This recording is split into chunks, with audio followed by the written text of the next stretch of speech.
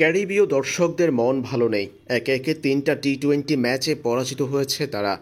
শেষ মুহূর্তে ক্যারিবিয়ানদের শেষ উইকেটটি তাসকিন এভাবেই স্টাম্প ভেঙে তুলে নিয়েছেন।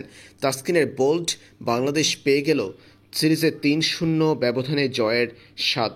ক্যারিবিয়ানদের লম্বা সময় পর টি-২০ ফরম্যাটে এভাবে তাদেরই মাটিতে হোয়াইট ওয়াশ করেছে বাংলাদেশ। সিরিজের প্রথম ২ ম্যাচে জিতে ১ ম্যাচ হাতে রেখেই সিরিজটা নিজেদের করে ফেলেছিল বাংলাদেশ। এরপর তৃতীয় ও শেষ টি-২০ ম্যাচটাও জয় দিয়ে রাঙিয়েছে টাইগাররা। শেষ ম্যাচে বাংলাদেশের জয় ৮০ রানের ব্যবধানে, যার মধ্য দিয়ে ক্যারিবিয়ানদের বাংলা ওয়াশ করেছে বাংলাদেশ দল। এই ম্যাচে বাংলাদেশের বোলিংয়ে চমৎকার পারফরম্যান্স করেছেন লেগ স্পিনার রিশাদ হোসেন। ৩টা উইকেট পেয়েছেন তিনি। ম্যান অব দ্য সিরিজ হওয়া মেহেদী হাসানও পেয়েছেন ২টা উইকেটের দেখা। প্রতিপক্ষের প্রথম ও শেষ উইকেট নিয়ে দুর্দান্ত বোলিংয়ের প্রদর্শনী দেখিয়েছেন তাসকিন আহমেদ।